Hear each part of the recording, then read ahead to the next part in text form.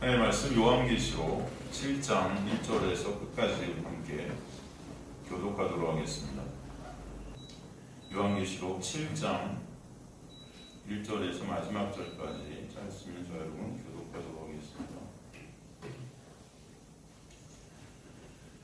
요한계시록 7장 1절에서 끝절, 제가 먼저 1절 읽도록 하겠습니다. 이일 후에 내가 네 천사가 땅 네 모퉁이에 선 것을 보니 땅의 사방의 바람을 붙잡아 바람으로 하여금 땅이나 바다이나 각종 나무에 불지 못하게 하더라. 또 보매 다른 천사가 살아계신 하나님의 인을 가지고 해돋는 데로부터 올라와서 땅과 바다를 해롭게 할 권세를 받은 내 대자녀를 향하여 큰 소리로 외치었어. 이르되 우리가 우리 하나님의 종들의 이마에 인치기까지 땅이나 바다나 나무들을 해하지 말라 하더라. 내가 인침을 받은 자의 수를 들으니 이스라엘 자손의 각 지파 중에서 인침을 받은 자들이 14만 4천이니 유다 지파 중에 인침을 받은 자가 1만 2천이요 르우벤 지파 중에 1만 2천이요 갓 지파 중에 1만 2천이요 아셀 지파 중에 1만 2천이요 납달리 지파 중에 1만 2천이요 므낫세 지파 중에 1만 2천이요 시몬 지파 중에 1만 2천이요 레위 지파 중에 1만 2천이요 이세갈 지파 중에 1만 2천이요 스불론 지파 중에 1만 2천이요 요셉 지파 중에 1만 2천이요 베냐민 지파 중에 인침을 받은 자가 1만 2천이라. 이 일 후에 내가 보니 각 나라와 족속과 백성과 방언에서 아무도 능히 셀 수 없는 큰 무리가 나와 흰옷을 입고 손에 종려나무를 들고 보좌 앞과 어린 양 앞에 서서 큰 소리로 외쳐 이르되 구원하심이 보좌 앞에 앉으시니 우리 아니 모든 천사와 보좌와 장로들과 네 생물의 주위에 서 있다가 보좌 앞에 엎드려 얼굴을 대고 하나님께 경배하여 이르되 아멘. 찬송과 영광과 지혜와 감사와 존귀와 권능과 힘이 우리 하나님께 세세토록 있을지어다. 아멘. 장로 중 하나가 응답하여 나에게 이르되 이 흰옷 입은 자들이 누구며 또 어디서 왔느냐?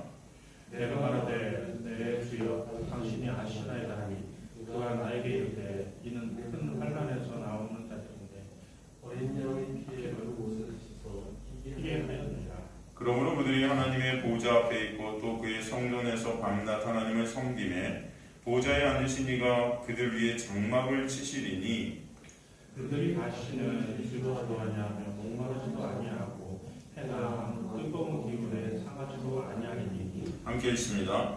이는 보좌 가운데 계신 어린 양이 그들의 법자가 되사 생명수샘으로 인도하시고 하나님께서 그들의 눈에서 모든 눈물을 씻어주실 것임이라. 아멘. 하나님 감사합니다. 오늘도 생명의 진리의 말씀을 통해서 생명 되시고 길 되시고 진리 되신 예수 그리스도만을 바라보게 하시며 예수 그리스도의 놀라운 그 십자가의 언약의 완성의 은혜를 저희들이 더욱더 알게 하시고 깨닫게 하시고 채울게 되는 귀한 역사가 있게 하여 주옵소서. 미천한 종은 가리시며 주님만 드러나게 하여 주옵소서. 이 생명의 진리의 말씀을 저희에게 보여주시니 감사합니다. 예수 그리스도의 이름으로 기도드리옵나이다. 아멘. 오늘 본문은 저번 시간 끝에 이 진노의 심판 가운데 그 재앙 가운데 과연 누가 하나님 앞에 그 진노 앞에 설 수 있느냐, 그죠? 그 있느냐는 그 질문에 대한 대답이 바로 오늘 본문입니다. 그냥 교회가 세상과 다를 바 없는 사실 율법 안에 갇혀 있는 모습, 그 거짓 교회의 모습을 우리에게 보여주지 않습니까? 알복과 가라지가 여전히 교회 안에 섞여 있어서 우리 주님께서는 이 교회 안에 이런 심판을 통해 갈라지게 하는 역사를 일으키시는 것인데 그 재앙 안에서 역시 하나님의 택한 백성들도 있지만 그들의 그 육의 삭제를 통해 오히려 그들은 온전히 예수 그리스도의 놀라운 은혜만을 붙잡게 되는 역사가 있게 하신다 말씀해 주시는 것이죠. 하나님의 그 심판에서 건짐을 받을 수 있는 자들은 사실 없습니다. 다 죽어야 될 자들이 바로 아담 안에 있는 그 어둠 안에 있는 죄인들의 모습 아니겠습니까? 다 멸망해야 될 자들이죠. 그러나 그 중에 그 진노에서 건짐을 받을 자들이 있다는 거예요. 그죠? 그것을 오늘 본문을 통해서 우리에게 보게 하시죠. 그럼으로써 하나님의 놀라운 은혜가 얼마나 크고 놀라운지를 알게 되는 이 시간 되기를 간절히 소망합니다.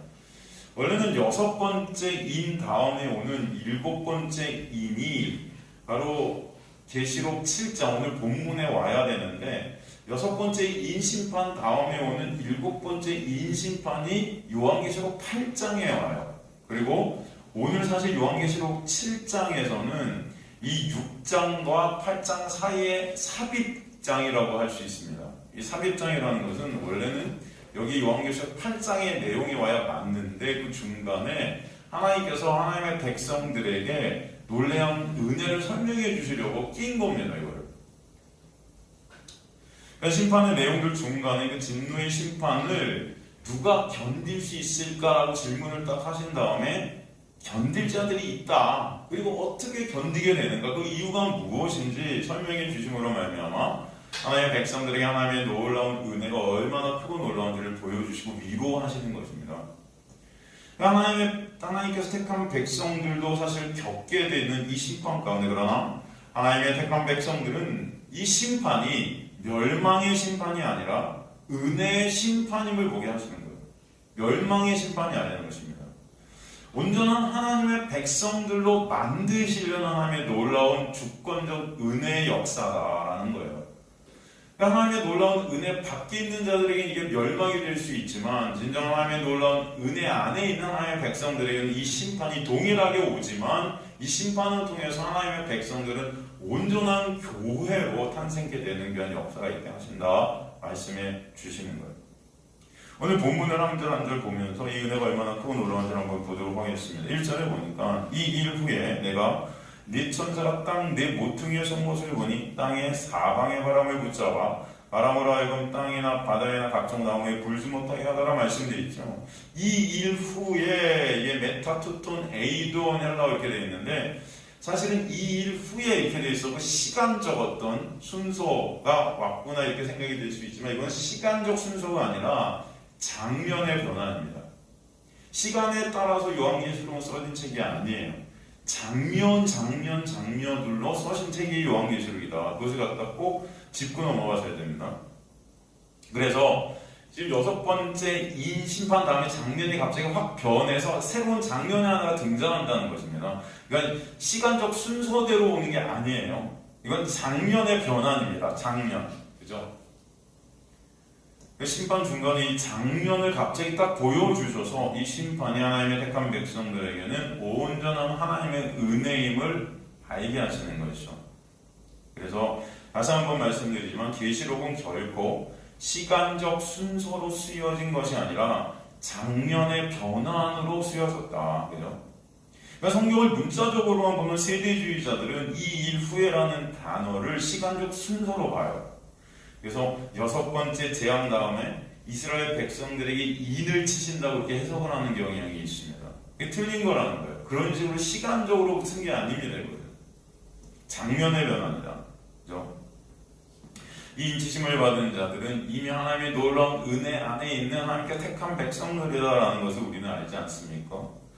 계시록을 읽을 때 그래서 시간적으로 읽어서 역사적 사건들을 여기 대입시키는 그런 세대주의자들이 있는데 그게 아니라는 거예요. 이 계시록 전체를 그려서 이 역사적 사건들과 대입시켜서 무슨 수수께끼 풀듯이 풀어가면서 지금 현상들을 갖고 막 대입시켜서 굉장히 공포심을 일으키는 그런 세대주의적 해석을 하는 자들이 있는데 그런 게 아니라는 겁니다. 우리가 요한계시록 1장 1절부터 봤지만 이 요한계시록 1장 1장 첫 번째 구절이 뭡니까? 이것은 바로 예수 그리스도의 계시라. 그게 헬라어로 뭐예요? 예수 그리스도에 관한 계시라. 그러니까 요한계시록 전체는 바로 예수 그리스도의 놀라운 은혜를 우리에게 설명해 주시는 장면들이라는 거지. 이게 무슨 역사적 시간과 같이 흘러가면서 이 시대 속에 일어난 무슨 전쟁들 이런 것들을 막 대입시켜갖고 지금 종말이 막 다가온다 이렇게 겁주는 이런 게 아니라는 거예요, 여러분. 이해가 되시죠? 그렇게 해석해갖고 막 교회에 겁을 주는 그런 많은 사람들이 있었어요, 역사적으로도. 요한계시록을 통해서 이단들이 얼마나 많이 생겼습니까? 지금도 그렇지만 그게 다 그런 거예요. 사람들의 공포심에 두려움 속에 꽁꽁 묶고자 하는 그런 마음들이 있는 거예요. 여러분 사람들은요 그런 공포가 몰려오고 두려움이 몰려오면은 아무것도 못해요. 거기가 묶여버려요. 여러분. 그렇게 연약한 자들입니다. 그게 아니고 이 요한계시록을 통해서 오히려 이 어두움 가운데 우리가 지내가고 있지만, 이 세상을 살아가고 있지만, 이 심판 가운데 놓여져 있지만, 이것을 통해서 하나님의 놀라운 은혜와 사랑을 더욱더 깨닫게 해주시게 하려는 하나님의 놀라운 복음서다. 그것을 꼭 아시기 간절히 소망합니다. 그래서 요한계시록의 이 이후에라는 이런 단어들은 시간을 나타나는 게 아니고 장면이 딱 변했다 이런 것을 나타나고 있는 거예요. 그래서 이 이후에 여섯째 인심판 후에 어떤 장면이 지금 변했는가 보니까 보이는 장면이 뭐예요?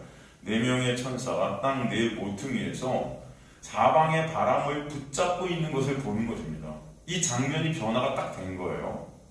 지금 4명의 천사가 땅 4모퉁이에 섰다. 이 땅 4모퉁이라는 것은 이 사방, 이 전방이 온 세상을 의미하는 단어예요. 온 세상. 그러니까 온 세상을 지금 다스리는 하나님의 주권 아래에 있는 모습, 이것에서 우리에게 보여주는 거죠. 그렇게 해서 무엇을 하는가 봤더니 땅의 사방의 바람을 붙잡고 있어요. 사방의 바람이라고 쓴 헬라어 테사리스 이네무스는 사방의 바람이 아니고 네 바람이라는 뜻입니다. 4개의 바람. 이 4개의 바람이 뜻하는 것은 그럼 무엇일까? 이 4개의 바람이 뜻하는 것은 뭐냐면은 우리가 저번 주, 저저번 주에 살폈던 말탄자들, 4명의 말탄자들이 나왔지 않습니까? 이 바람이 뜻하는 게 바로 그 4 말탄자들이에요. 지금 이 4 말탄자들을 그리고 누가 붙잡고 있는가 하니까 4 천사가 붙잡고 있는 것입니다. 이유는 뭐죠? 왜 이 4 천사가 이 4 말탄자들을 붙잡고 있어요? 바람으로 땅이나 바다 각종 나무에 불지 못하게 하라. 이 불지 못하게 하기 위해서 천사가 이 4 말탄자들을 붙잡고 있다. 그렇죠? 그리고 좀 더 나가서 그 구체적인 이유를 2절, 3절을 통해서 뭐라고 그러세요? 또 봄에 다른 천사가 살아계신 하나님의 인을 가지고 해돋는 데로부터 올라와서 땅과 바다를 해롭게 할 권세를 받은 4 천사를 향해 큰 소리로 외쳐 이르되 우리가 우리 하나님의 종들의 이마에 인치기까지 땅이나 바다와 나무들을 해하지 말라. 이게 더 구체적인 이유죠. 우리가 우리 하나님의 종들의 이마에 인을 칠 때까지는 이것들을 해하지 말라. 여기서 인치다. 이게 무슨 말이죠? 헬라어로 스포라기소멘 이렇게 돼요. 스포라기소라는 헬라어의 1인칭 복수 능동태 부정과 과정법인데 인치다라는 이 단어는 소유권을 표시하는 도장을 찍는다 이런 뜻입니다. 도장을 빵 찍어서 내 거야 그러는 거예요. 이게. 그러니까 물건, 가족, 노예 이런 것에 옛날에 도장을 딱 찍어서 이것은 내 거니까 누구도 건드리지 못해. 주인의 어떤 소유권을 갖다 의미하기도 하지만 내 거야 하는 순간 누가 그걸 보호할까요? 내가 보호하는 거죠. 그 주인이 그걸 보호하는 거예요. 그래서 인쳤다는 뜻의 의미는 또 하나님의 보호하심 아래 있게 되었다 이런 뜻이 있습니다. 하나님이 이제 너는 지명하여 내가 불렀나니 너는 내 것이라고 인쳤단 말이죠. 그 인쳤다는 것은 이제 내가 너의 삶 모든 것들을 끌고 갈 거야. 내가 너를 인도해 갈 거야. 내가 너를 보호할 거야. 이런 의미가 있다. 그죠? 이 이마에 인을 찍는 것의 구약적 배경이 에스겔서 9장 4절에서 6절에 나오는데 한번 가보겠습니다. 에스겔서 9장 4절에서 6절 보면요.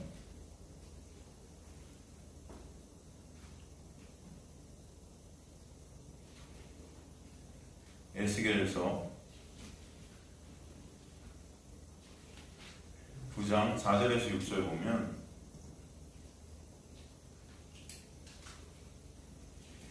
여호와께서 이르시되 너는 예루살렘 성읍 중에 순행하여 그 가운데 행하는 모든 가증한 일로 말미암아 탄식하며 우는 자의 이마에 표를 그리라 하시고 그대로다 내 귀에 이르시되 너희는 그를 따라 성읍 중에 다니며 불쌍히 여기지 말고 긍휼을 베푸지 말고 쳐서 늙은 자와 젊은 자, 처녀, 어린아이와 여자를 다 죽이되 이마에 표 있는 자에게는 가까이 하지 말라.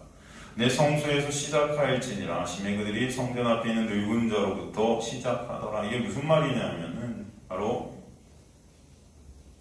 예루살렘 심판 때 이마에 표가 있는 사람은 치지 말라는 것입니다. 그러니까 심판 가운데 이 표가 있는 사람은 하나님께서 보호하시겠다라는 의미가 이게 들어있는 거죠. 그러니까 여기서 이 보호의 의미라는 것은 그런데 어떤 의미인가 하면은 재앙을 받지 않는다는 그런 의미가 아니라 재앙을 똑같이 받긴 받지만 멸망치 않게 하시겠다는 거예요. 그 재앙을 통해서 오히려 온전한 하나님의 백성들로 하나님의 은혜를 아는 자들, 그 육이 삭제되어서 온전히 하나님만을 바라보는 그런 온전한 교회로 하나님께서 만드시겠다는 의미지, 이 재앙을 받지 않게 하겠다, 심판을 받지 않게 하겠다, 이런 의미가 아닙니다. 여러분, 이 세상을 살아가면서 우리에게 그래서 고난과 똑같이 질병과 많은 아픔과 우리가 원치 않은 일들이 이 세상 사람들에게 그렇지만 우리한테도 똑같이 있는 거예요. 어둠 속에서 똑같이. 여러분, 하나님 믿으면 다 잘 됩니까? 우리는 보통 예수님 믿으면 복 받는다는 것, 그 복의 의미를 이 세상 가운데 예수님 믿어서 돈도 많이 벌고 사업도 잘 되고 우리가 원하는 것들이 이루어진다 이렇게 생각하는데 그런 게 아니라는 거예요. 여러분, 이 어둠 같은 세상 속에서 여러분 몸은 다 죽어가고 있고요. 죄로 인해서 우리는 언젠가 이 죽음 안에서 벌써 이미 죽음으로 가까이 가고 있는 거예요. 그 가운데 병도 오고 우리가 원치 않는 많은 일들이 죄로부터 파생되는 그 많은 고통과 어려움과 아픔들이 다 우리에게 엄습하고 있습니다. 나라는 육, 그죠? 이 신이 된 나, 그 육으로부터 오게 되는 그 하나님과의 전쟁이 나한테 있어서 오라나는 공고한 자로다라는 탄식이 있게 되고, 여전히 원하는 선을 행치 못하는 나의 실존을 보게 돼서 아픔과 고통을 겪게 되어 있는 거예요. 우리는 똑같이 이 세상 사람들이 오늘 똑같이 그런 심판 가운데 있다. 그런데 이 세상 사람들, 하나님을 모르는 이 세상 사람들은 그게 저주이고 이미 죽음이지만 저와 여러분에게 하나님의 놀라운 은혜 안에 있는 자에게는 그것을 통과해서 온전히 예수 그리스도의 은혜로 함몰되어지게 되는 온전한 교회로의 완성이 있게 하시겠다. 그래서 또 우리에게 말씀해 주시는 것입니다. 그래서 하나님의 놀라운 은혜를 이 고통 중에, 고난 중에, 이 환난 중에, 이 심판 중에 알게 하시고 온전히 그러므로 하나님만을 찬송하게 되는 역사가 있게 하시겠다 말씀해 주시는 것이죠. 그렇다면 우리가 그 인을 어떻게 받게 되겠습니까? 간단합니다. 답은 예수 그리스도의 십자가의 보혈의 공로로 인해서 그 인을 받게 되는 자들입니다. 그 재앙으로다 진노의 날에 다 멸망해야 맞는데 창세에 택함받은 하나님의 은혜 안에 있는 하나님의 백성들은 그 재앙을 누가 다 받으셨어요? 예수께서 십자가에서 이미 다 받으신 거예요. 그래서 그 이마에 예수의 보혈의 인을 받게 하신 것입니다. 이 보혈의 도장으로 찍은 그 인, 그죠? 그러므로 그 재앙이 죽음이 넘어갈 수밖에 없게 하시는 거예요. 그죠? 여러분, 출애굽할 때 이스라엘 백성이 출애굽할 때 문설주와 문방에 그 어린 양의 피를 바르지 않았습니까? 그리고 죽음에서다 그 피를 보고 그들을 어떻게 해요? 패스오버, 넘어왔다는 거죠. 마찬가지로 예수 그리스도의 그 피, 그 놀라운 십자가의 보혈이 여러분에게 발라져서 인치심을 받아서 죽음의 사자가 여러분을 멸망치 못하게 하시겠다. 그죠? 그래서 하나님께서 우리에게 인치신다는 인의 의미가 바로 그런 의미다 말씀하시는 거예요. 그러므로 하나님의 인을 받은 자는 결코 멸망, 즉 영원한 사망에 이르지 못한다 말씀해 주시는 거예요. 계시록 14장 1절 보면, 요한계시록 14장 1절 보면은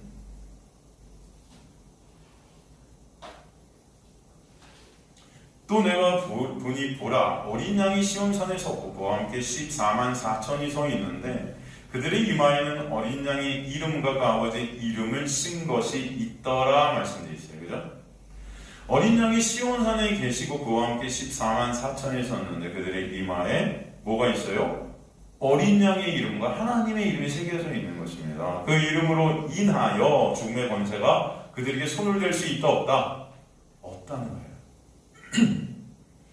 예수 그리스도의 십자가의 놀라운 은혜로 말미암아 하나님의 보호하심과 지키심이 있게 되는 겁니다. 그 재앙들은 그래서 은혜 밖에 있는 자들에게는, 은혜 밖에 있는 자들에게는 진짜 재앙이지만 하나님의 은혜를 입은 자들에게는, 즉 그 인을 받은 자들에게는 하나님의 은혜를 알게 되는 역사다. 그 은혜로 진정 하나님만을 의존케 하시고 바라보게 하시며 하나님만을 찬송케 되는 역사가 있게 하시는 거예요. 예수 그리스도의 놀라운 영광을 위한 교회로 완성시켜 가시겠다는 것입니다.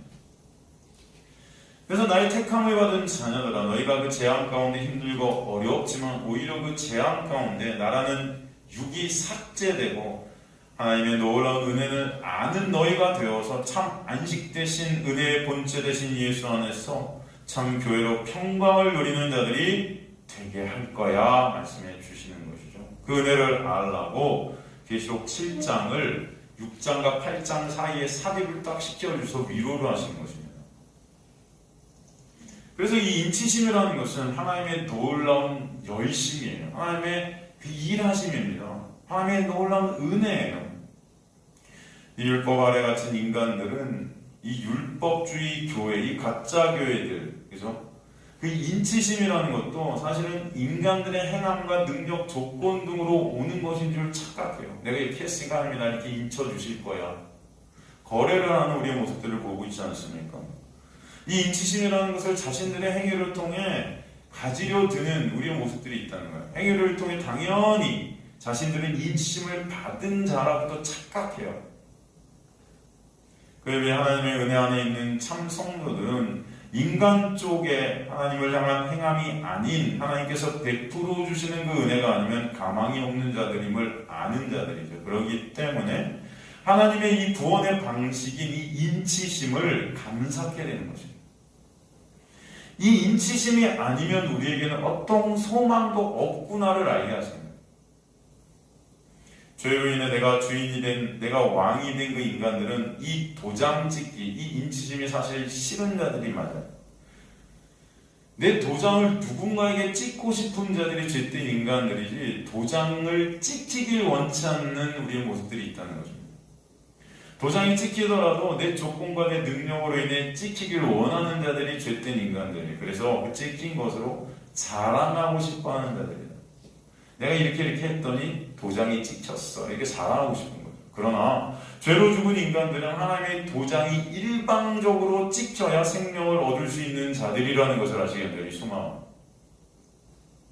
그 하나님의 은혜가 아니면 인간들은 죽음 안에서 여전히 머물러 있을 수밖에 없는 이미 죄로 죽은 자들이라는 거예요. 그런 죄로 죽은 자들 중에 하나님께서 도장을 찍으셔서 예수 그리스도의 놀라운 생명 안에서 살게 하시는 역사가 있게 하시는 것이라는 거예요. 히브리서 2장 14절에서 15절 보면 히브리서 2장 14절에서 15절 보면은 자녀들은 혈과 육에 속하였음에 그도 또한 같은 모양으로 혈과 육을 함께 지닌 식은 죽음을 통하여 죽음의 세력을 잡은 자 곧 마귀를 멸하시며 또 죽기를 두려워함으로 한평생 매여 종노릇하는 모든 자들을 놓아주려 하심이니. 하나님은 이미 우리를 죽은 자로 간주하신다는 거예요. 이 죄악을 우리는 다 죽은 자로 간주. 그러므로 죽음을 이기신 예수의 보혈의 도장이 찍혀야지만 살 수 있다라는 것을 우리에게 설명해 주시는 거죠. 하나님이 도장이 찍힌 자만이 그 예수의 십자가의 놀라운 언약의 완성 안에 들어있는 자다 말씀해 주십니다. 주님은 그런 하나님의 자녀들은 이 세상 가운데서 살 소망이 끊어진 자리에서 죽은 자를 살리시는 그 은혜를 보게 하시는 거예요. 그 자가 바로 인치심을 받은 자다 말씀하시는 것입니다. 다시 본문으로 오늘 2절에 보니까 또 보면 다른 천사가 살아있는 하나님이 인을 가지고 해돋는 데로부터 올라와서 땅과 바다를 해롭게 할 권세를 받은 네 천사를 향하여 큰 소리로 외쳐 이렇게 말씀합니다. 이 하나님의 인을 가지고 어디로부터 올라온다고 되어 있습니까? 해 돋는 데로부터 올라왔다 이렇게 말씀드렸죠. 이게 되게 중요한 단어입니다. 이 아포 아니돌레 셀리오 이렇게 되어 있는데 이게 뭐냐면 직역을 하면 동편으로부터 이런 뜻이에요. 하나님의 인을 가지고 이들이 어디로부터 올라왔냐면 동쪽으로부터 올라왔다. 동편에서 올라왔다. 이것이 의미하는 것이 어둠을 물리치고 빛으로 오신다라는 의미가 있습니다. 동편에서 왔다는 의미가 어둠이 물러가고 빛이 온다는 의미가 있어요. 이렇게 어둠을 물리치고 빛으로 오신 분이 계시죠. 그분이 누구세요? 예수 그리스도세요.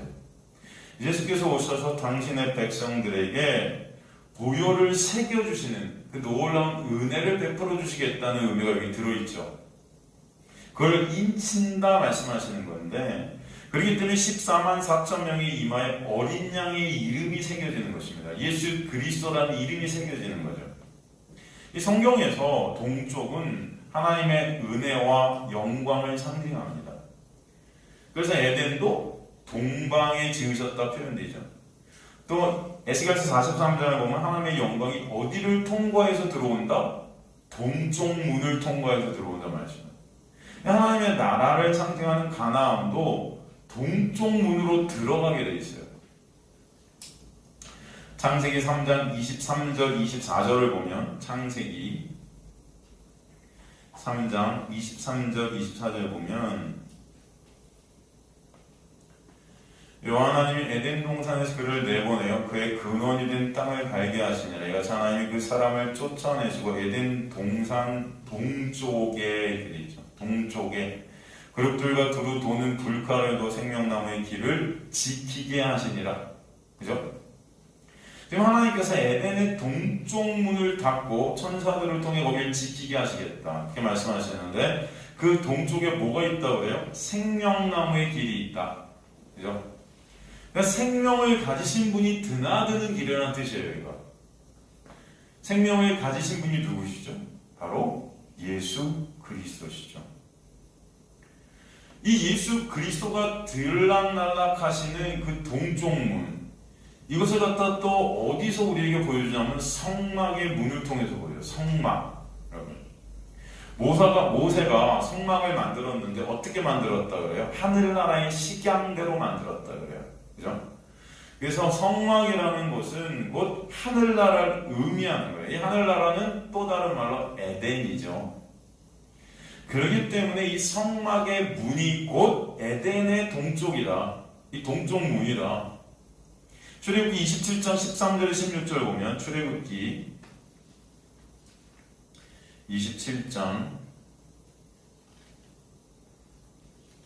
13절에서 16절 보면은, 동쪽을 향하여 뜰 동쪽의 너비도 50규빗이 되었으며 이 문 이쪽을 위하여 포장이 15규빗, 그 기둥이 셋이요 받침이 셋이요, 문 저쪽을 위하여 포장이 15규빗이며 그 기둥이 셋이요 받침이 셋이며, 뜰 문을 위하는 청색, 자색, 홍색 실과 가늘게 꼰 대실로 수노와 짠 20규빗의 휘장이 있게 할지니 그 기둥이 넷이요 받침이 넷이며 라는 말씀이 나옵니다.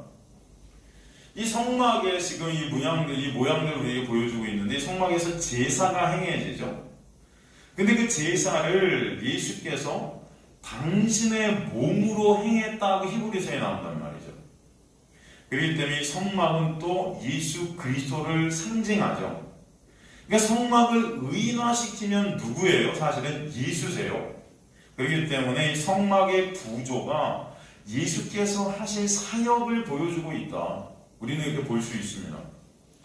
지금 이 성막을 보면 문이 어느 쪽으로 나 있냐 하면 동쪽으로 나 있단 말이죠. 이 문으로 누가 들어가요? 제사장들이 들어가요. 이 문을 누가 열어준 것인가? 바로 예수께서 열어준 것이다. 무엇을 통해 열어주셨어요? 십자가를 통해 열어주셨죠. 그래서 십자가에서 예수께서 죽으실 때 성소의 휘장이 위에서 아래로 찢어졌다 말씀되어 있는 거예요. 그럼 그동안 닫혀 있었던 에덴 동산의 그 문, 생명이 들락날락했던 그 생명나무의 그 문이 열려진 것입니다. 천국문이 열려졌다는 거예요. 십자가를 통해서 이 천국문, 휘장이 열리게 된 역사가 있게 하셨다. 히브리서에 보면은 뭐라고 표현되었냐면은 자기 몸으로 하나님께 나아가는 새로운 산 길을 여셨다 이렇게 표현되어 있어요. 누가? 예수께서 자기 몸으로 하나님께 나아가는 새롭고 산 길을 열어주셨다 이 말씀되어 있죠. 히브리서 9장 8절에서 12절 한번 보면요. 히브리서 9장, 성령이 이로써 보이신 것은 첫 장막이 서 있는 동안에는 성소에 들어가는 길이 아직 나타나지 아니한 것이라. 이 장막은 현재까지 비운이 이에 따라 드리는 예물과 제사는 섬기는 자를 그 양심상 온전하게 할 수 없나니 이런 것은 먹고 마시는 것과 여러 가지 씻는 것과 함께 육체의 예법일 뿐이며 개혁할 때까지 맡겨둔 것이니라. 그리스도께서는 장래 좋은 일의 대제사장으로 오사 손으로 짓지 아니한 것 곧 이 창조에 속하지 아니한 더 크고 온전한 장막으로 말미암아 염소와 송아지에 필요하지 아니하고 오직 자기의 피로 영원한 숙제를 이루사 단번에 성소에 들어가셨느니라. 그러니까 이 제사드린 이 제사 여러 가지 모든 것들이 다 누구를 보이기 위한 거예요. 예수 그리스도를 보이기 위한 것이 이게 실제가 아니라는 거예요. 그러니까 그림자들 모형이라는 것입니다. 그죠? 그리고 이제 예수께서 이 땅에 오셔서 단번에, 그죠? 예수의 피로 영원한 숙제를 다 이루어주셔서 성소에 단번에 들어가셨다는 것을 우리에게 설명해 주시는 거죠.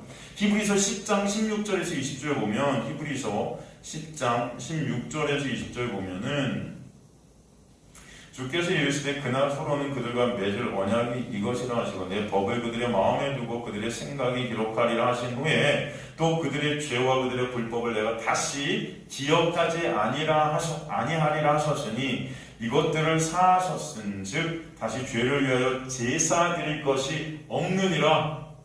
다시 제사 드릴 게 없대요. 그러므로 형제들아 우리가 뭐를 힘입어? 예수의 피를 힘입어 성소에 들어갈 담력을 얻었나니 그 길은 우리를 위하여 휘장 가운데로 열어놓으신 새로운 상길이요 휘장은 곧 그의 육체니라. 이 십자가를 통해서 하나님께 나아갈 수 있는 새롭고 산 길이 생겼다는 거죠. 휘장이 찢어진 거예요. 그게 바로 성막의 문이라는 것입니다. 예수의 육체로 낸 문이에요. 그 성막의 문은 뜰과 성소를 가로막고 있었던 담이죠. 그 담이 십자가로 어떻게 되었다? 허물어지게 되었다. 그죠? 여러분 그 성막의 뜰에서 했던 것이 무엇입니까? 번제예요. 번제. 그 뜰은 세상을 의미하고 성소는 천국을 의미하죠. 그럼 번제를 통해 성소로 들어갈 길이 생긴 건데 예수께서 곧 성소의 문이 되어주시는 거예요. 그렇기 때문에 뭐라고 예수께서 말씀하셔요? 나는 양의 문이다. 나는 양의 문이다. 이 문을 통해 하나님께 양들이 나아가게 하시는 겁니다. 이것이 바로 성막에서 성소로 들어가게 하시는 놀라운 은혜예요. 아까 보면 이 문은 세 가지 색깔의 배실로 만들게 하셨어요. 이 성막의 문은 그래서 청색과 자색과 홍색 실과 가늘게 꼰 배실로 수공이 만들어졌습니다. 가늘게 꼰 배실로 만드는 것이 뭐예요? 휘장이거든요. 그럼 이 휘장에 청색, 자색, 홍색 실로 수놓았다는 것입니다. 청색은 뭘 의미하죠? 바로 생명을 의미해요. 자색은 왕권을 의미하고 홍색은 피를 의미하죠. 이게 다 뭘 의미하는 겁니까? 예수 그리스도의 십자가의 보혈로서 성령이 우리 안에 오셔서 생명을 주시게 되었고 그로 말미암아 예수 그리스도와 함께 왕된 자들이 되게 하시는 하나님의 놀라운 은혜를 설명해 주시는 모든 것들이 다 예수 그리스도를 가리키는 것이라는 것입니다. 이 성막의 세 장소가 의미하는 것이 바로 예수님의 세 가지 역할을 의미하는 거죠. 뜰에서는 선지자직으로 예수의 육체로 번제의 제물로 죽어주실 것을 의미하고 성소에서는 제사장직으로 성령으로 우리 안에 오셔서 우리 이끌어 가실 것을 의미하고 지성소는 왕으로서 장차 만국을 다스리실 것을 말씀하시는 거예요. 그죠? 그러므로 성막의 동쪽 문으로 제사장들이 예수의 피를 힘입어 들락날락하는 것은 바로 예수 그리스도께서 들락날락하시는 것과 같은 의미죠. 솔로몬도 바로 성전을 통해서 이것을 우리에게 말해주고 있는 거예요. 솔로몬이 성전을 지은 다음에 동쪽 문을 닫아 놓습니다. 아무도 이 동쪽 문으로 출입을 못하게 만들어요. 왜냐? 그 동쪽 문으로 여호와의 영광이 들어간다 이렇게 말했어요. 에스겔서 43장 1절에서 5절 보면 에스겔서 43장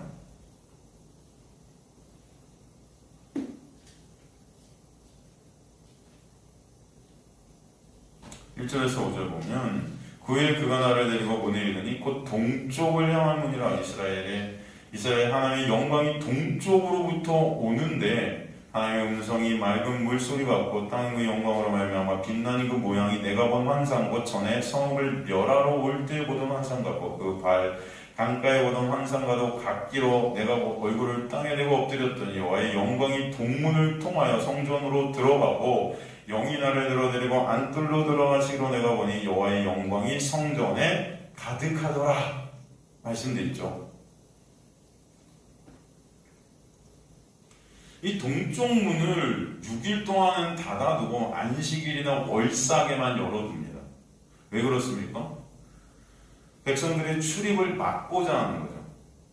근데 유일하게 이 동쪽 문을 출입할 수 있는 사람이 누구냐면 왕이에요. 왕. 그죠? 동쪽 문은 그래서 왕만 출입이 허용된 곳 아니겠습니까? 근데 여호와의 영광으로 이 땅에 오신 분, 그 왕 되신 분이 누구세요? 사실은 예수 그리스도시고 이스라엘의 왕이 바로 예수 아니십니까? 그렇기 때문에 사실은 예수께서만 그 문으로 출입이 가능하신 거예요. 근데 이 문이 언제 열린다 돼 있어요? 안식일과 월삭에만 열린다 돼 있어요.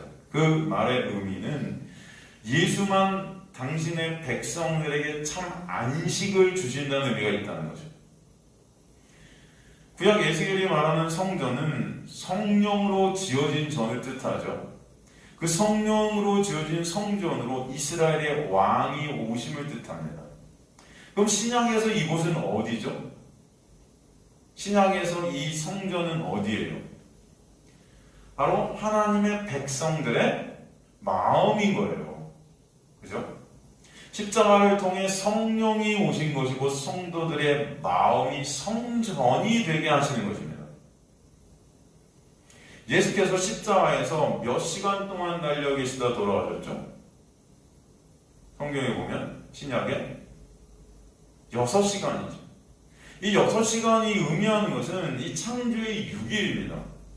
그리고 예수께서 그렇게 돌아가신 후 부활 승천하신 것이 7째 안식을 뜻해요. 6일 동안 창조하시고 안식을 하시죠. 그랬더니 이스라엘의 왕이 지금 안식일에 성전 동쪽 문으로 들어간 것이 의미하는 것은 이 안식의 나라 천국에서 부활의 주님께서 성도들 안에 성령으로 오시는 것을 의미합니다. 그래서 성도들 안에 뭐가 임했다? 천국이 임했다 그러는 거예요. 그죠? 천국이 임했다는 것은 뭐예요? 성령의 오심으로 성도들에게는 참 안식과 월삭이 되었다는 것입니다. 월삭은 뭘 의미해요? 첫날을 의미하죠. 월삭, 첫날. 성령의 오심으로 새로운 피조물로서의 첫날을 맞이하게 되는 것입니다. 바로 그 성령이 십자가를 통해 오셨다는 거예요. 그 십자가를 통해 그래서 죄와 사망의 어두움이 물러가게 하신 것입니다. 그죠? 그게 바로 우리 안에 성령이 오신 것이 바로 죄와 사망의 권세가 물러가게 하시고 우리 안에 새 안식, 새 날이 창조되게 하시는 거예요. 그래서 성령의 이 오심을 다른 말로 뭐라고 그래요? 오늘 본문에와 같이 성령의 뭐 하십니다? 인치심이다 그런 거죠. 똑같죠? 이 성령이 성도 안에 오심이 그래서 오늘 본문으로 하면 해돋는 동쪽으로부터 하나님이 인을 가진 천사가 온 것이다 라는 표현과 같은 말이라는 것입니다. 인이 찍힌 그런 하나의 백성들은 성령께서 그 환난을 통해 오직 예수만을 더 바라보고 의존케 하는 예수 그리스도의 놀라운 은혜 안으로 함몰시키는 역사가 있게 하신다는 거예요. 그래서 여러분 사도행전에 보면 성령이 임하니까 이 초대교회에 환난이 오는 것입니다. 그 환난 가운데 그러나 그들이 가는 곳마다 뿔뿔이 흩어져서 환난 가운데 다 헤매고 환난을 당하게 되지만 그들이 가는 곳마다 누구만 전했다? 예수 그리스도만 드러나고 전해졌다는 거예요. 이 환난 가운데 여러분 인간들은 누구만 바라보게 된다는 것입니까? 예수 그리스도만을 바라보게 되고 그분의 은혜만을 드러나게 되고 그분의 은혜만을 전하는 자들로 하나님께서 만드신다는 거예요. 성령이 온전히 예수만을 의존케 해주시는 그 은혜를 우리에게 베풀어 가진다는 것입니다.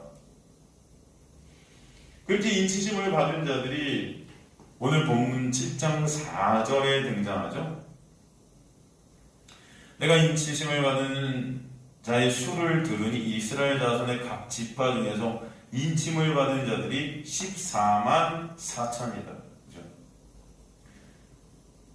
여기 보니까 누가 그 인치심을 받았는가 보니까 이스라엘 자손의 각 지파에서 나온 14만 4천이라 그래요. 문자적인 해석은 이스라엘 민족 중 선택된 14만 4천인데 왜 그런가? 5절부터 구체적으로 이스라엘 12지파를 거명하면서 각 지파 중 12,000명씩을 뽑습니다. 그래서 인을 받게 한다고 나와 있죠. 사실 이 장면은 민수기 1장 이스라엘 인구조사 장면을 그대로 갖다 쓴 거예요.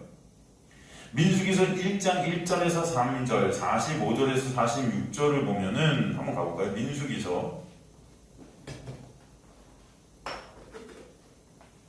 1장 1절에서 3절 이스라엘 자손이 애굽 땅에서 나온 후 둘째 해, 둘째 달, 첫째 날에 여호와께서 시내 광야 회막에서 모세에게 말씀하여 이르시되 너희는 이스라엘 자손의 모든 회중 각 남자의 수를 그들의 종족과 조상의 가문에 따라 그 명수대로 계수할지니 이스라엘 중 20세 이상으로 싸움에 나갈 만한 모든 자를 너와 아론은 그 진영별로 계수하되. 여기 중요한 거는 싸움에 나갈 만한 자. 그죠? 45절, 46절 가보면은 이같이 이스라엘 자손이 그 조상의 가문에 따라 20세 이상으로 싸움에 나갈 만한 이스라엘 자손이 다 계수되었으니 계수자들의 총계는 60만 3,550명이었더라 말씀되어 있어요. 이 민수기선 내용은 싸움을 나갈 만한 군대를 계수하라고 하시는 장면이고 20세 이상의 남자, 전투에 임할 수 있는 나이의 남자만 계수합니다. 그렇게 싸움에 나갈 수 있는 장정이 60만 3,550명. 요한은 이 장면을 이용해서 무언가를 우리에게 말하려고 하는 거죠. 60만을 14만 4천으로 바꿔서 무언가를 우리에게 설명해 주는 것입니다. 근데 재미있는 것은 지금 이 12지파의 모습이에요. 지금 오늘 요한계시록 7장 5절에서 8절에 나오는 이 12지파, 그럼 이게 지금 맞는 12지파입니까? 한번 읽어보세요.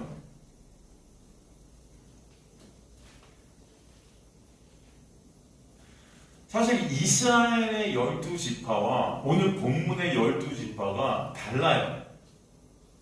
그죠? 원래 이스라엘의 12지파는 야곱의 12아들에서 비롯했죠.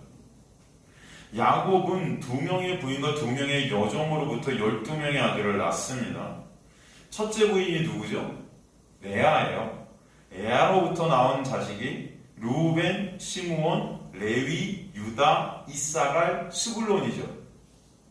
그 다음 둘째 부인 라헬의 아들이 요셉과 베냐민이에요. 그 다음에 라헬의 여종 빌하의 아들이 단과 납달리입니다. 그리고 레아의 여종 실바의 아들이 갓과 아셀이란 말이죠. 그런데 이 중에 레위는 성막, 성전 봉사를 위해서 따로 구별돼서 11지파가 됩니다. 그렇기 때문에 요셉 대신에 요셉의 두 아들인 므낫세와 에브라임이 들어가서 12지파를 채워요. 요셉이 빠지고. 이해가 되시죠? 그러니까 지금 12지파가 어떻게 되냐면 요셉과 레위가 빠진 대신에 므낫세와 에브라임, 요셉의 아들 이 둘이 들어가서 루벤, 시므온, 유다, 이사갈, 스불론, 베냐민, 단, 납달리, 갓, 아셀, 므낫세, 에브라임 이렇게 되는 거죠. 근데 오늘 본문은 이 12지파가 단이 빠져있고 므낫세와 요셉 지파가 동시에 들어가 있단 말이에요. 그죠? 지금 왜 이렇게 한 걸까요?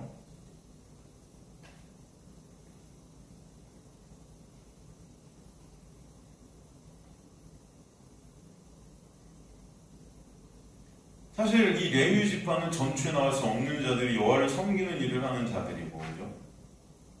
근데 본문에는 레위 지파도 들어있죠. 사실 이걸 보면서 굉장히 혼돈스럽죠. 왜 이렇게 썼을까? 그죠?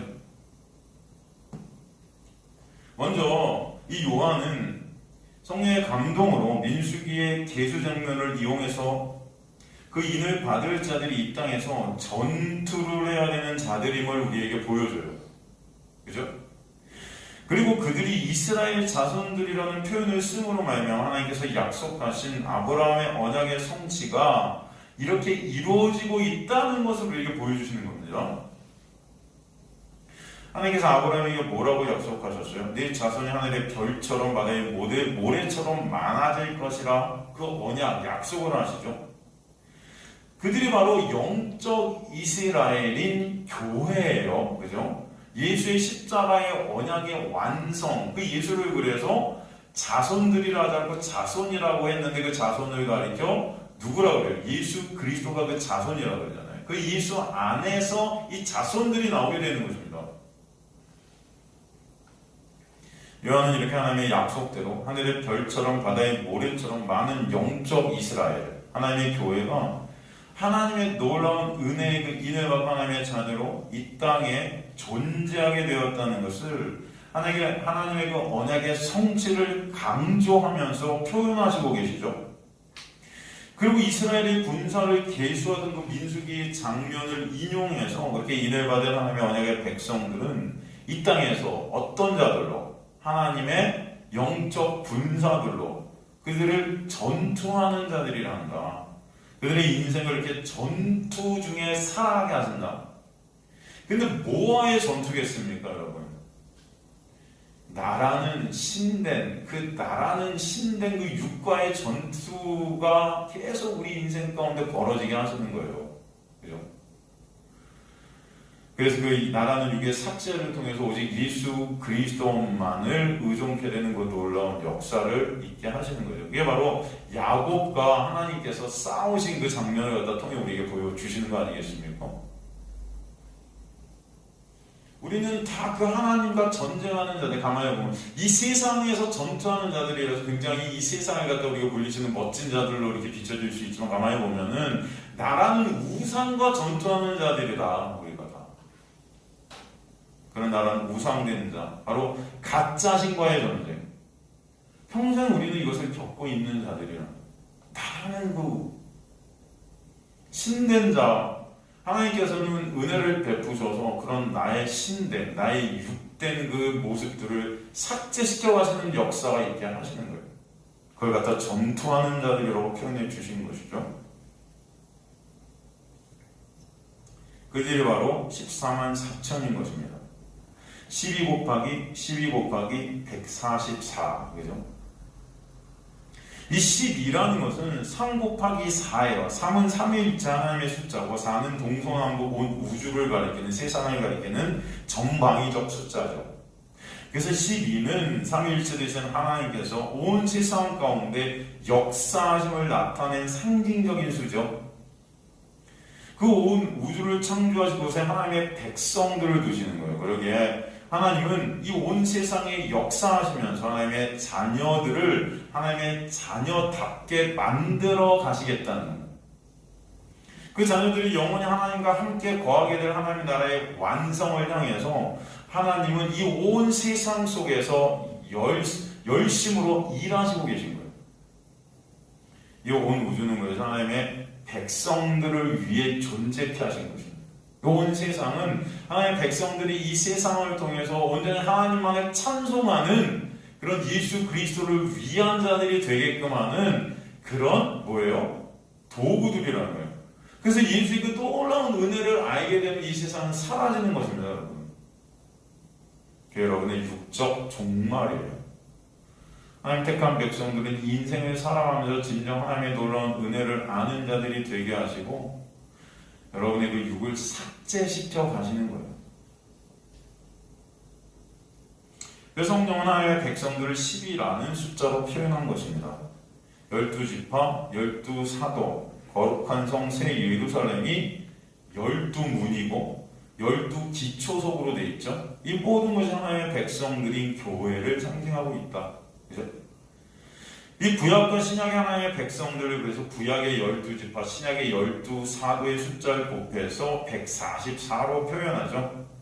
그러므로 계시록 21장에서 교회를 상징하는 거룩한 성 새 예루살렘의 높이를 몇 규빗으로 규정하냐면 144 규빗이다 그렇게 말합니다. 그리고 거기에 당시 고대 시대 때 가장 큰 숫자인 1000을 곱해서 그 교회의 숫자가 아주 많음을 우리에게 설명해 주시는 거예요. 그리고 또 그 1000이라는 숫자를 통해 하나님의 백성들의 완전성과 무한성을 갖다 설명해 주시는 거죠. 그러게 하나님의 교회를 14만 4천이다 라고 표현한 것입니다. 이해가 되시죠, 여러분?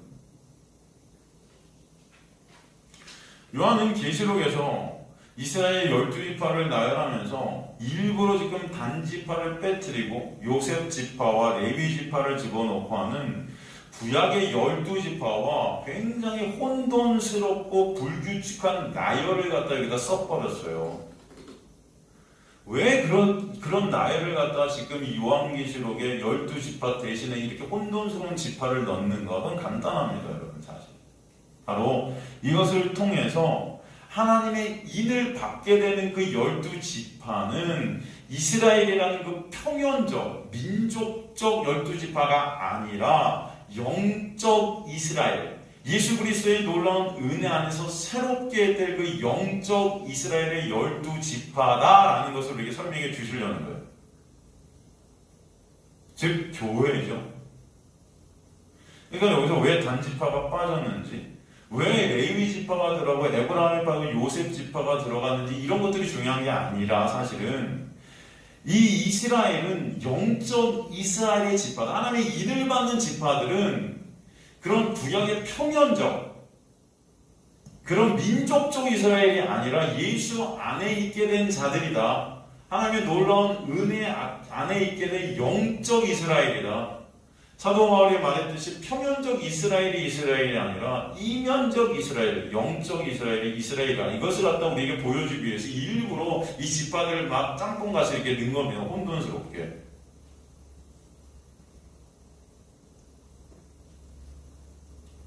그래서 로마서 9장 6절, 8절도 보면은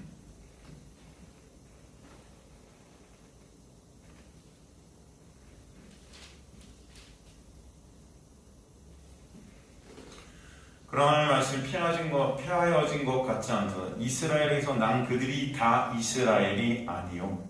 그죠? 또한 아브라함의 씨가 다 그의 자녀가 아니라 오직 이삭으로부터 난 자라야 내 씨라 불리리라 하셨으니 곧 육신의 자녀가 하나님의 자녀가 아니요 오직 약속의 자녀가 씨로 여기심을 받느니라. 그죠? 그러니까 본 모습이 이스라엘 사람들이라고 이스라엘이 아니라는 거예요. 예수 그리스도의 놀라운 그 약속 안에 있게 된 자들, 그 십자가의 놀라운 이루심 안에 있게 된 자들만 영적 이스라엘, 진짜 이스라엘이다 말씀해 주시는 거죠. 로마서 2장도 마찬가지 아닙니까? 로마서 2장 가보면 2장 28절 29절 보면은 무릇 표면적 유대인이 아니요 표면적 육신의 할례가 아니라 오직 이면적 유대인이 유대인이며 할례는 마음에 알지니 영에 있고 율법 조문에 있지 아니한 것이라. 그 칭찬이 사람에게서가 아니오 다만 하나님에게서니라 말씀되시죠. 그죠? 성경의 많은 구절들이 이 말씀을 우리에게 말씀해 주시는 것을 알 수 있습니다. 야고보서 1장 1절도 보면은 하나님과 주 예수 그리스도인 야고보는 흩어져 있는 12지파에게 무난하노라 돼 있어요. 흩어져 있다는 것이 뭐냐면은 예수 그리스도 안에서 새롭게 된 새 교회를 의미하는 거예요. 여러분 생각해 보십시오. 이미 BC 720년에 북이스라엘이 아수르에 망하면서 이스라엘 지파는 다 깨져버립니다. 그죠? 북이스라엘의 10지파는 피가 다 이방인들과 섞인 그냥 사마리아의 인이라는 이름으로 뭉개져요. 그죠? 그리고 AD 70년에 로마의 이스라엘이 완전히 망함으로써 이스라엘 지파는 사실상 이 세상에서 사라지는 것과 같아요. 그런데 지금 이스라엘 12지파 중 12,000명씩을 뽑아서 하나님이 인치신다는 것이 말이 안 되는 거죠. 계시록의 14만 4천 명은 그러기 때문에 영적 이스라엘이다라는 것을 꼭 아셔야 돼요. 표면적 이스라엘이 아니라 이면적 이스라엘이에요. 할례가 마음에 행해진 놀라운 은혜 안에 있는 자들이다. 교회다라고 말씀하시는 거예요. 이렇게 요한은 7장 서두에서 이 지상에 전투하는 교회, 그러나 하나님의 인을 받아 승리케 되는 교회를 설명해 주시는 거예요. 그리고 이제 9절부터 마지막 절까지 이 지상에서 전투하는 영적 교회가 저 하늘나라에서 어떻게 완성이 되는지를 갖다 말씀을 통해서 우리에게 설명해 주시는 것입니다. 그죠? 주님께서는 지금 우리가 이 인생 가운데, 이 고난 가운데, 이 전투 가운데, 나라는 육과의 전투, 나라는 우상과의 싸움, 가짜 신과의 싸움, 가짜 신과 진짜 신과의 하나님의 놀라운 은혜와의 이 싸움 가운데 원하는 선은 행치 못하고 원치 않는 악을 행하는 나의 모습을 보면서 오라 나는 공부하는 자임이란 탄식이 있게 하시지만, 그렇기 때문에 내 육이 죽어가는 이 순간순간이 힘들고 어렵고 고통스럽지만, 그러나 이 모든 환난과 고통을 통과하면서 천상에서 완성이 되어 있는 우리의 실존을 보게 하시면서 이것들이 다 하나님의 놀라운 은혜라는 것을 보게 하시는 거예요. 그래서 이것들을 참고 견디며 인내하게끔 역사에 가시겠다는 것입니다. 우리 안에 누가? 성령께서 그 은혜가 여러분에게 있게 되었음을 하시길 간절히 소망합니다. 그래서 결국은 여러분을 하늘나라의 온전한 백성들로 지어가시는 거예요. 이 인생을 통해서. 그래서 여러분이 인생을 통해서 하나님의 놀라운 은혜를 아는 자들이 되어진정 그 은혜 때문에 주님을 찬송케 되는 역사가 있게 하실 것을 믿습니다. 어떤 상황 속에서도 은혜를 바라보시는 저와 여러분 되시길 주님으로 간절히 축원합니다. 다음 시간에 9절부터 계속해서 나아가도록 하겠습니다. 하나님 감사하며 오늘도 말씀을 통해서 놀라운 하나님의 은혜와 사랑을 알려주시니 감사합니다. 이스라엘의 12지파가 아닌 예수 그리스도 안에서 새롭게 된 영적 이스라엘이 되게 하신 하나님의 놀라운 은혜를 은혜 주의 백성들이 진정 깨닫게 하시고 주님만을 바라보는 저와 여기 있는 주님의 백성들 될 수 있도록 역사하여 주옵소서. 돌아가는 발걸음도 지키시며 이 인생 가운데 더욱더 주님의 은혜를 체육해 되는 귀한 역사가 있게 하실 것을 간절히 소망합니다. 감사드리며 예수 그리스도의 이름으로 기도드리옵나이다. 아멘. 이제는 우리 주 예수 그리스도의 놀라우신 은혜와 하나님 아버지의 놀라우신 사랑하심과 성령 하나님의 감동 충만 역사하심이 다시 세상으로 나아지만 예수의 놀라운 은혜의 장막 안에 거하게 될 여기 있는 주님의 백성들 머리 위에 지금부터 영원토록 함께 하실지어다.